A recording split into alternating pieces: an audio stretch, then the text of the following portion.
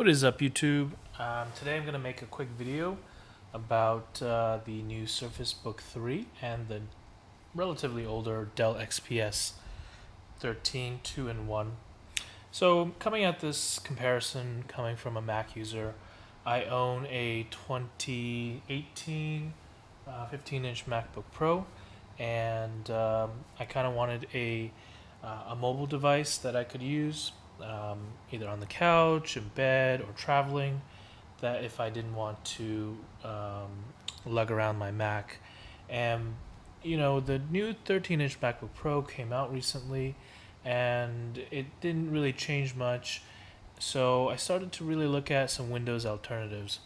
One of the things I love about the way I use smaller devices is like my iPad, having pen and touch support is really nice.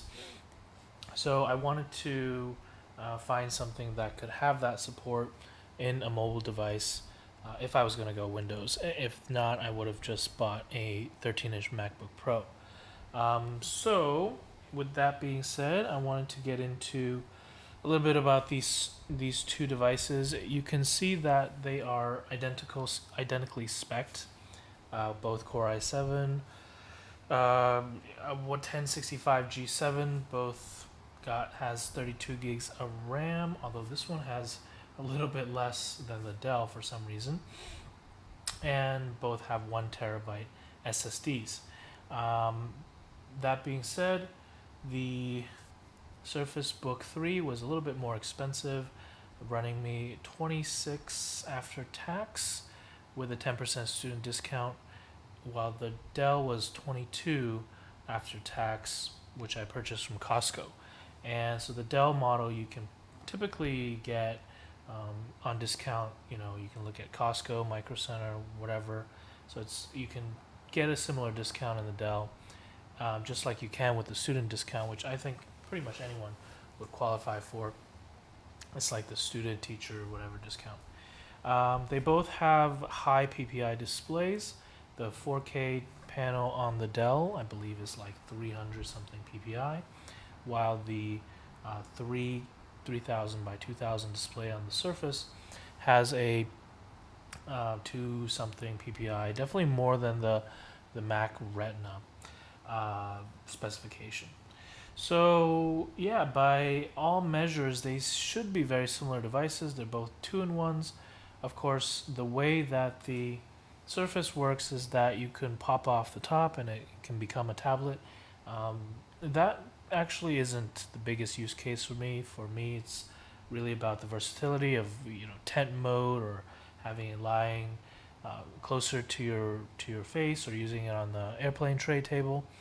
So the popping it off as a tablet is not actually a big deal for me. I have an iPad Pro that I use as a tablet, and this kind of 13-inch monstrosity is not going to replace that. Alright, so that's the specs.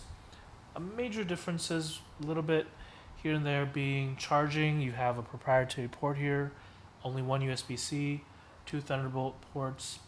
So let me just talk a little bit about Thunderbolt. Thunderbolt 3 is great on a higher power machine, on a Mac, where you're going to be plugging in whether it's a high-powered display, high-resolution display, lots of high-powered storage or eGPUs. But for me, the USB-C is probably sufficient for a mobile device like this Surface. This Dell does have 2 Thunderbolt 3s, but the fact of the matter is it's thermally limited, so that I probably wouldn't use it extensively for heavy-duty tasks anyway. So I can't think of a time when I would actually plug in a Thunderbolt 3 device. Now, USB-C devices, of course, you'd be plugging in, left and right. Just that's kind of the form factor rather than actually the bandwidth or throughput. So there is a disadvantage there. It would have been nice to have Thunderbolt 3, but it's not a deal breaker for me. What else can I say? The display specs. Now, these are both 13-inch laptops, but you can see that the 13.4-inch 16 by 10 display and the 13.5-inch 3 by 2 display makes for two very differently sized notebooks. You definitely get more vertical space here than here in the Dell, and area-wise they're similar. So the 3x2 13.5 display gets you the same area as you would get in a 14-inch 16:9 display. So you can almost think of this big 13-inch laptop as a 14-inch monitor due to the amount of area you get. Now this display is great, 16:10, 13.4 inch. You can't really get a bigger display in its tiny chassis. So in terms of the overall design and the modernness, the Dell wins hands down. All right, so that's the basics. Let's talk about use cases. So as a Mac user, I'm used to having good performance, no fidgety things, good trackpad performance, being able to type quickly. So I'm used to, and I want something that I don't have to tinker with a lot. I can build a gaming PC if I want to tinker with it. I don't want to have to do things like undervolting. So there's some level where, you have to kind of appreciate what's happening in a device. Um, let's see what's going on. In terms of the use case, like I said, these are going to be mobile devices. They're not really going to be gaming PCs. They're not really going to replace my 15-inch MacBook Pro, which I'm going to replace with a 16-inch MacBook Pro. They are, if I wanted to run high-level games, I could get like a Blade Pro or Blade 15 or Alienware. So these certainly don't do that. So I'm looking at it from a specific use case of being mobile powerhouses, but keyword being mobile. Now let's talk about the display a little bit. They're both pretty good displays. The Dell's display I would actually say is quite excellent. Its brightness is very high. I would say it approaches on 500 nits, probably matching my my MacBook Pro's display in brightness. And it's got like some sort of HDR feature. It almost looks OLED in some cases when you're watching movies, like some very starkly contrasted movies like Archer. It's really good. In fact, I would say it's one of the best IPS 4K displays I've ever seen. If I've used OLED 4K OLEDs. This probably I would say even does better than that in many ways. The Pixel Sense display does get pretty bright. Let's see if I can show here. But it doesn't get as bright as the display on the XPS. That being said, it's not bad. I would say it reaches probably around 400 nits of display brightness. It's usable. It's not going to approach the same display brightness as your Thunderbolt display or your LG 5K or your MacBook Pro displays. But I think, given the use case, this is usable. The glossiness, it's very glossy on the surface. I don't like that.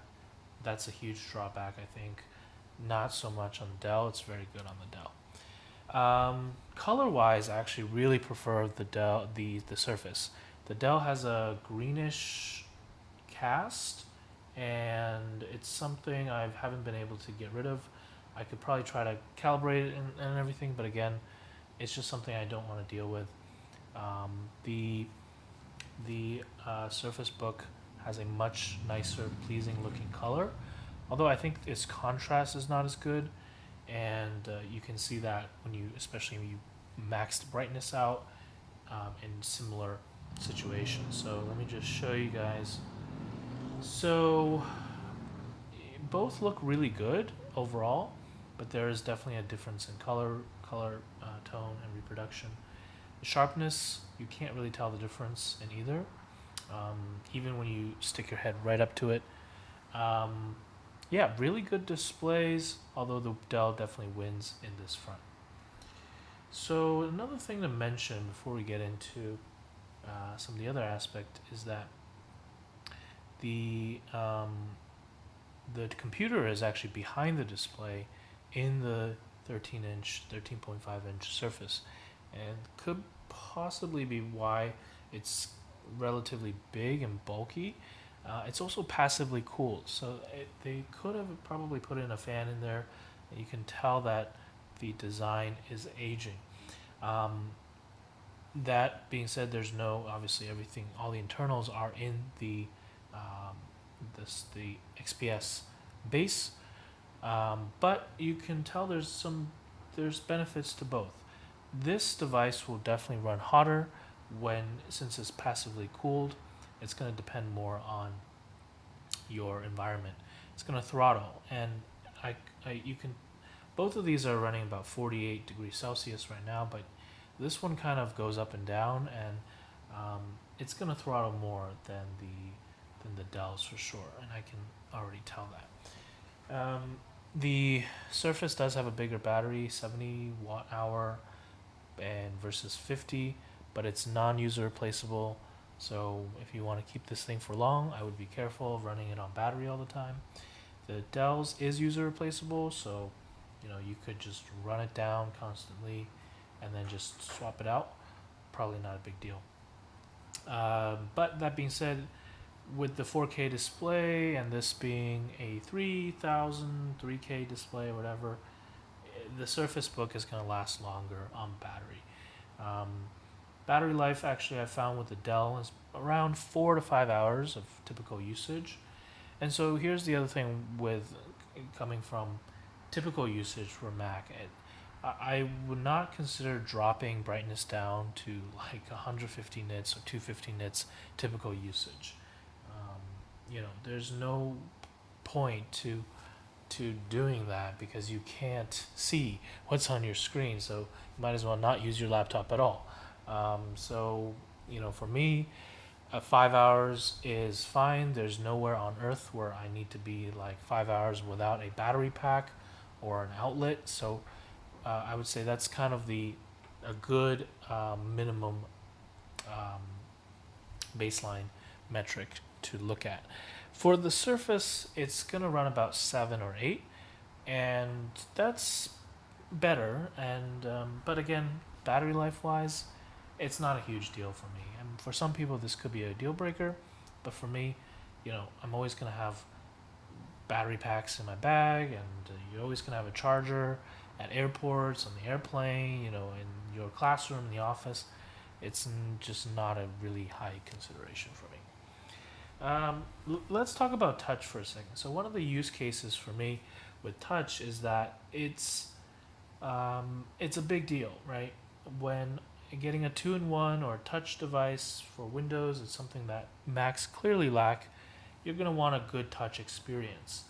I haven't really used the pens on these because I don't think I'll be using the pen aspect as much, but I can already tell the touch display on the Surface is much more sensitive than the Dells. In fact, if you use a Dell, just scrolling or just swiping through as a tablet, kind of in tent mode, or on your chest when you're lying down, it misses touches all the time. That's not been the case with the Surface. So right off the bat, it's a huge ding against the Dell. It's just got an inferior touch experience. All right, so we're done with the displays. Let's talk about keyboard and trackpad and sound. So, keyboard-wise, there's no competition here.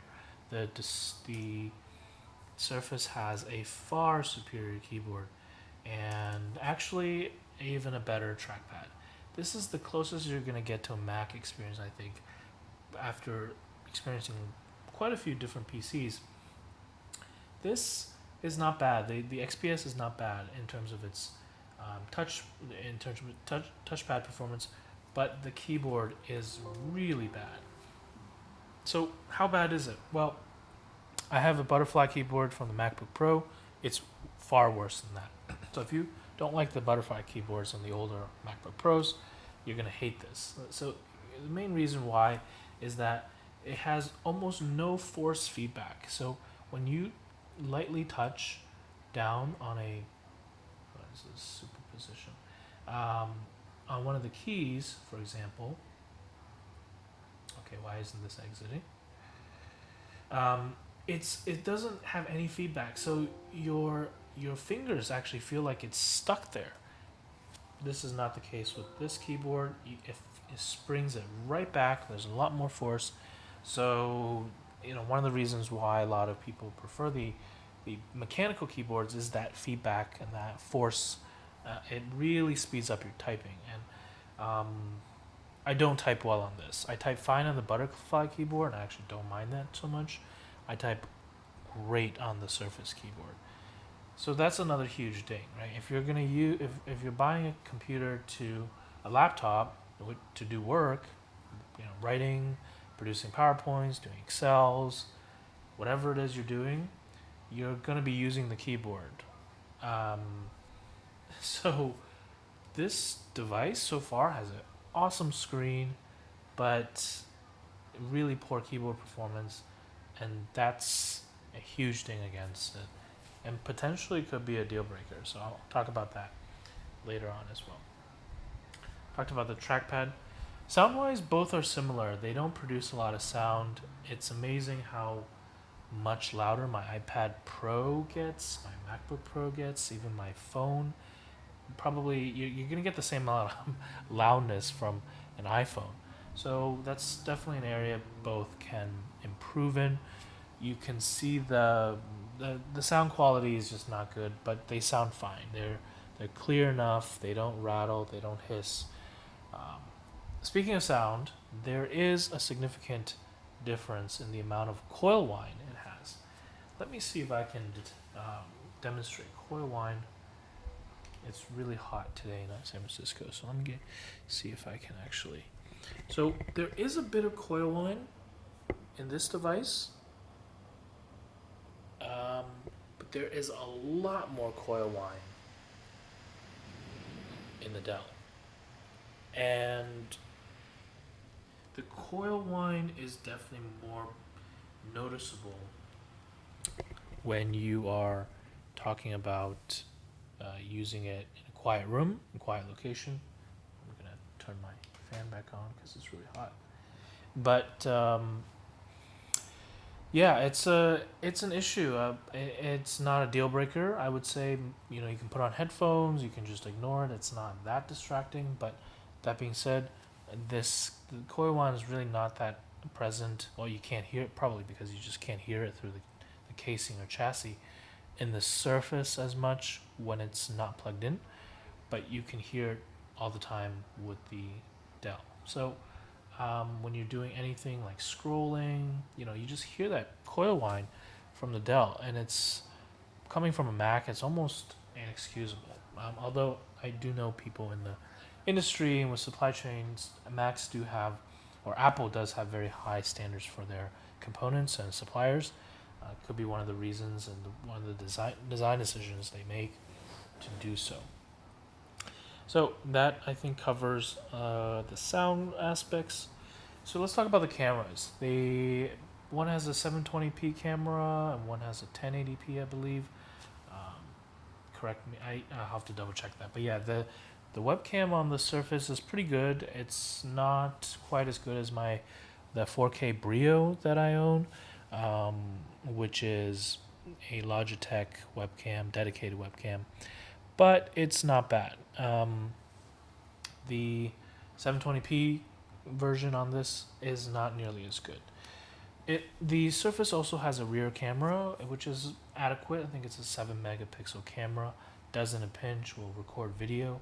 So this could be good for something like conferences where you want to record video straight to the laptop. Let's see what else we have. Performance. Let's get into performance. The performance is going to be better on the Dell for the most part. Let me see what I have. The Geekbenches are similar, and if you run these Geekbenches back and forth, you're going to get very similar scores. So you can see here, the Dell in this case ran a little bit slower, but sometimes it'll push 13 something, 48, 49.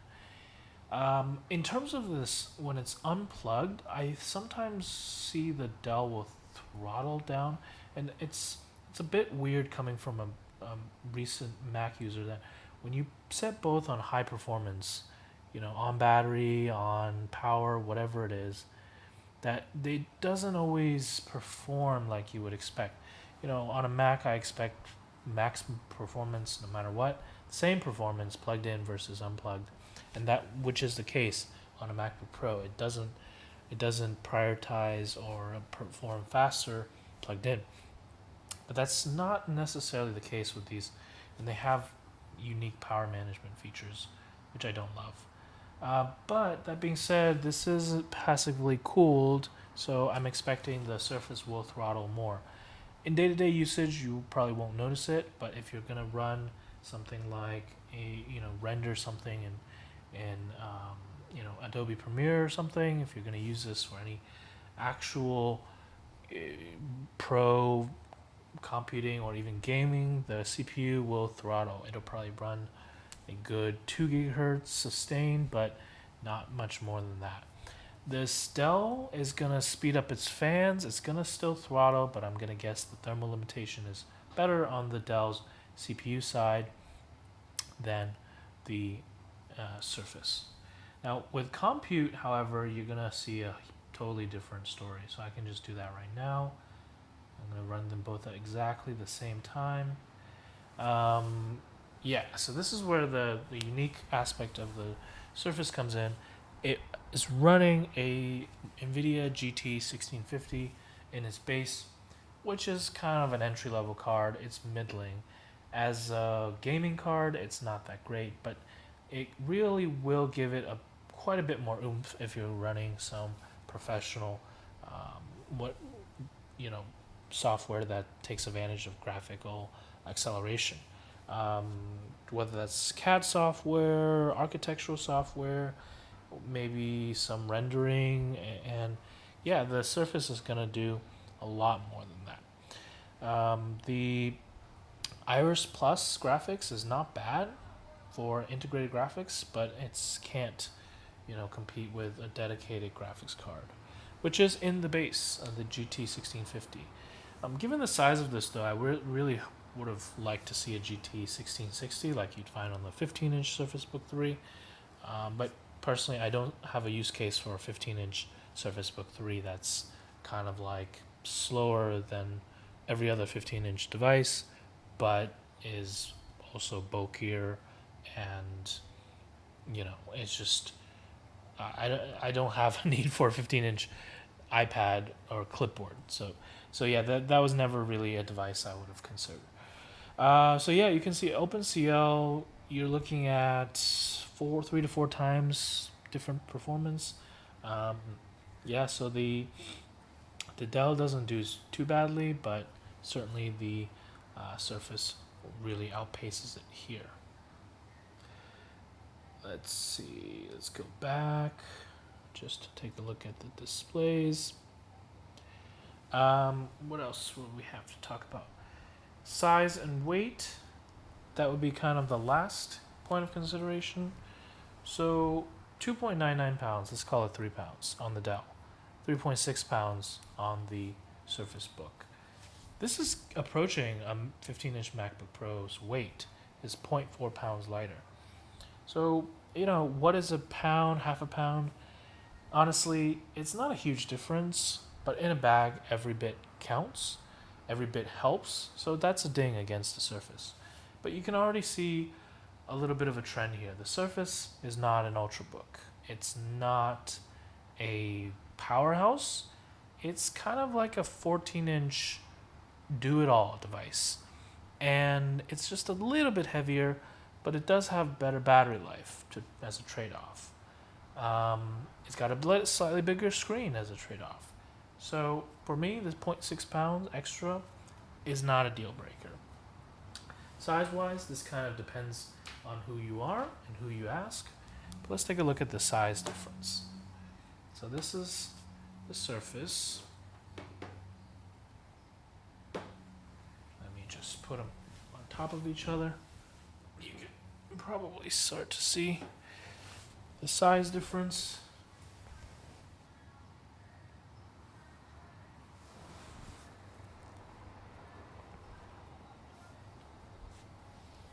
Okay, that's a pretty substantial size difference, if you ask me.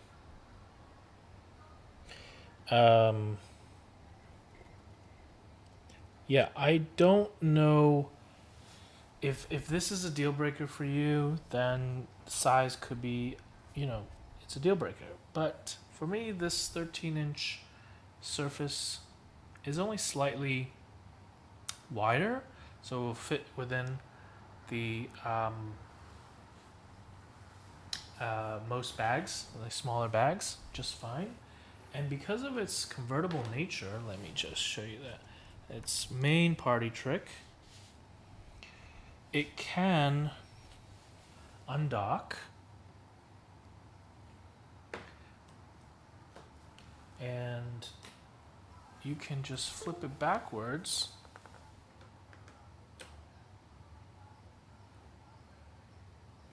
and use it that way. So whether it's as a tablet, which is I anticipate using it a lot this way if I end up using the pen a lot, or just switching it over and using it as kind of a tent. So this will fit on the back of an airplane just fine, and you can have it in tent mode as well. So yeah, there's a bit of extra size and heft, but it's not gonna prevent you from using it like you would as a kind of a portable, carry around, do everything device. So yeah. So what do I think about these two devices? Which one am I going to keep? To be honest, I think I'm going to keep the Surface. The Surface does certain things better than the Dell, right? Whether it's its touch functionality, whether is its typing experience, slightly better battery life. It just does it a little bit better than the Dell. But the Dell is really well designed. It's got the great display going for it, and I think anybody, I wouldn't hold it against anybody to who picked the Dell in the end. It's just that I don't think the zero point 0.6 pounds and the slightly better screen is beneficial enough to give up really the essentials of what you're getting the device for. And for me, that's a good display experience, a good touch experience, a good typing experience for productivity on the go. I don't even care about the gaming aspect so much, or some of the other aspects so much. All right, that's it. Peace.